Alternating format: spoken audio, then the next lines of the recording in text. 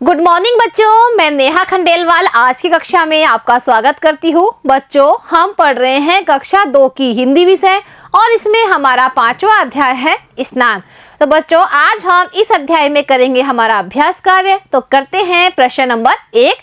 बच्चों, यहाँ पर लिखा हुआ है उचित शब्दों द्वारा रिक्त स्थान भरे। बच्चों, यहाँ पर आपको कुछ रिक्त स्थान दिए हुए हैं जिनको हमें भरना है और हमें किससे भरना है? जो यहाँ पर शब्द दिए हुए हैं उनकी सहायता से हमें इन रिक्त स्थानों की पूर्ति करनी है। तो करते हैं बच्चों। पहला, यहाँ लिखा हुआ है जल, यहाँ पर है रिक्त स्थान, नहीं होगा तो वापस से रिक्त स्थान आया है कि कई बीमारियां हो जाएगी। तो बच्चों, इस रिक्त स्थान में क्या होगा? जल स्वच्छ। तो यहां पर हम लिखेंगे जल स्वच्छ नहीं होगा तो इसमें आएगा बच्चों चमड़ी की कई बीमारियां हो जाएगी। तो बच्चों, स्वच्छ और चमड़ी इन दो शब्दों की सहायता से हमने ये वाला रिक्त स्थान पूरा कर लिया है। जल स्वच्छ नहीं होगा तो चमड़ी की कई बीमारियां हो जाएगी। अब करते हैं दूसरा, जीजी तुम कितनी। अब यहाँ पर रिक्त स्थान है, लग रही हो। तो बच्चों, इस रिक्त स्थान में क्या आएगा? जीजी तुम कितनी अच्छी। तो बच्चों, यहाँ पर हम लिखेंगे अच्छी। जीजी तुम कितनी अच्छी लग रही हो। यह किसने कहा था? मनु ने कहा था जब उसकी जीजी नहा करके आई थी, यानी स्नान करके आई थी। अब तीसरा पढ़ते हैं, रोज लगाकर नहाना चाहिए। बच्चों, यहाँ पर क्या आएगा? साबुन। तो बच्चों, साबुन हमने यहाँ लिख दिया है, रोज साबुन लगाकर नहाना चाहिए। तो बच्चों, इन शब्दों की सहायता से हमने इन रिक्त स्थानों को पूरा कर दिया है। अब करते हैं अगला प्रश्न। प्रश्न नंबर 2 है नए शब्द बनाएं। बच्चों, हमें यहाँ पर नए शब्द बनाने हैं और वो किस तरह बनाने हैं? जैसे एक यहाँ पर किया हुआ है, यहाँ लिखा हुआ है स्वच्छ और स्वच्छ में बच्चों ता जोड़कर नया शब्द बन गया है स्वच्छता। तो बच्चों, ता हमने छ के पीछे लगाया है, ये बन गया स्वच्छता। वैसे ही बच्चों इनको भी हमें बनाना है नए शब्द। तो जैसे यहाँ लिखा हुआ है प्रसन्न, प्रसन्न में हमें जोड़ना है ता, तो नया शब्द क्या बन जाएगा? प्रसन्नता। इसी तरह बच्चों यहाँ पर लिखा हुआ है पढ़ और पढ़ में हमें नए शब्द बनाने के लिए हम जोड़ेंगे ना, तो यहाँ पर आ गया है पढ़ना। और चढ़ में भी ना जोड़ने पर नया शब्द बन जाएगा और वो शब्द क्या है? चढ़ना। तो देखिए बच्चों, हमने इन शब्दों के द्वारा नए शब्द बना दिए हैं। अब करते हैं प्रश्न नंबर 3। यहाँ लिखा हुआ है पाठ में आए उन शब्दों को जानिए जिनमें विसर्ग का प्रयोग हुआ है। बच्चों, इस पाठ में कुछ ऐसे शब्द आए हैं जिसमें विसर्ग का प्रयोग हुआ है। अब विसर्ग किसे कहते हैं बच्चों? जैसे ये 2 बिंदु लगी हुई है, इसे कहते हैं विसर्ग और विसर्ग को हम है के रूप में पढ़ते हैं। जैसे बच्चों यहाँ लिखा हुआ है प्रातः, तो बच्चों ये विसर्ग है, उसको हम है के रूप में बोलेंगे तो इसे क्या बोलेंगे? प्रातः। ऐसे ही बच्चों किसी भी शब्द के बाद में विसर्ग लगता है तो उसको हम है के रूप में पढ़ते हैं। जैसे क के बाद में विसर्ग है तो ये बोलेंगे कह, और ख के बाद में विसर्ग है तो इसे बोलेंगे खह, और च के बाद में अगर विसर्ग है तो इसे बोलेंगे चह। तो देखिए बच्चों, इस पाठ में ये शब्द आए हैं जिसे हमने विसर्ग के रूप में पढ़ा है। कौन कौन से है ये? प्रातः, काल, दूसरा शब्द है अतः, क्योंकि तय के बाद में विसर्ग लगा हुआ है इसलिए हम इसे क्या बोलेंगे? अतः। और तीसरे में है दुख। तो बच्चों, दु के बाद में जो बिंदी लगी हुई है वो है विसर्ग की बिंदी और इसे कैसे पढ़ते हैं? दुख। अब करते हैं बच्चों अगला प्रश्न। प्रश्न नंबर 4।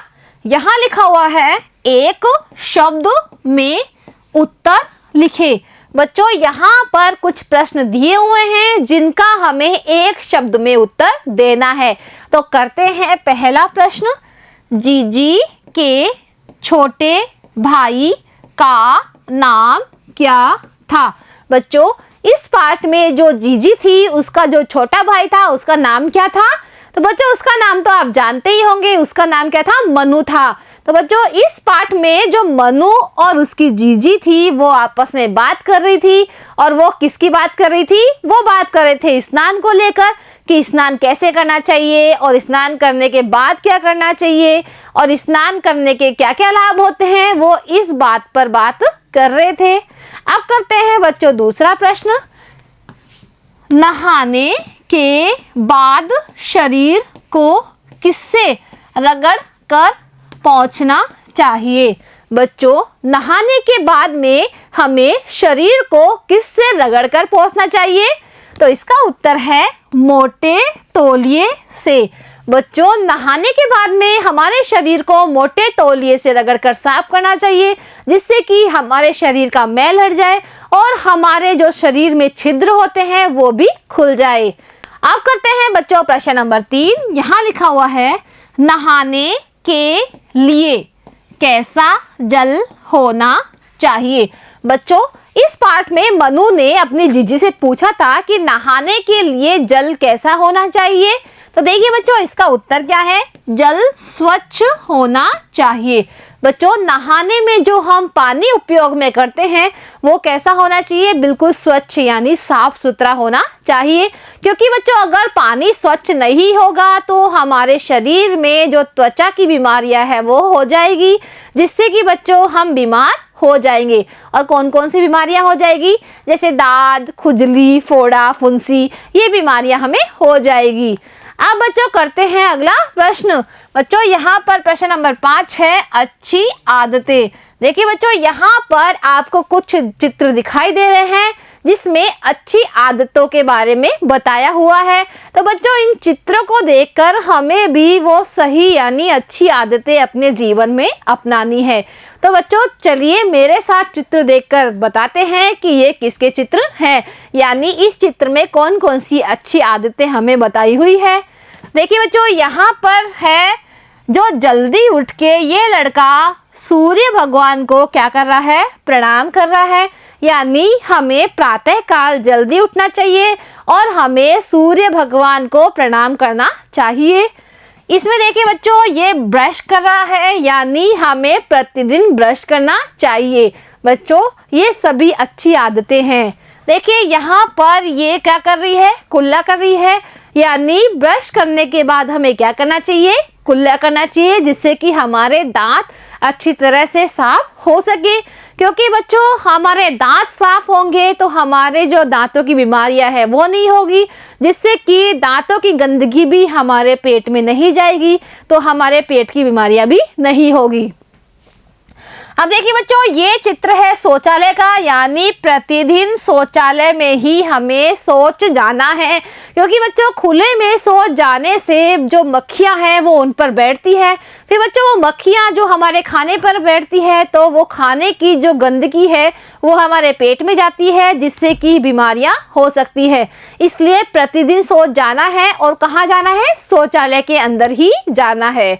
अब आगे देखिए बच्चों यहाँ पर बच्चों ये स्नान कर रहा है और यहाँ पर भी ये स्नान कर रही है, यानी प्रतिदिन हमें नहाना चाहिए, क्योंकि नहाने से हमारा शरीर और हमारा मन दोनों स्वस्थ रहते हैं। क्योंकि स्वस्थ शरीर रहता है तो मन भी प्रसन्न रहता है।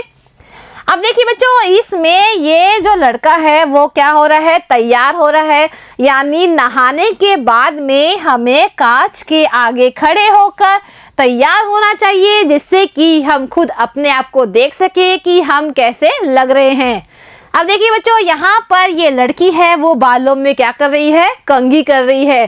तो हमें प्रतिदिन बालों में कंघी करनी चाहिए, क्योंकि बच्चों अगर हम बालों में कंघी नहीं करेंगे तो बाल कैसे होंगे? उलझे हुए होंगे, जिससे कि बालों के अंदर क्या पड़ जाएगी? जुआ हो जाती है।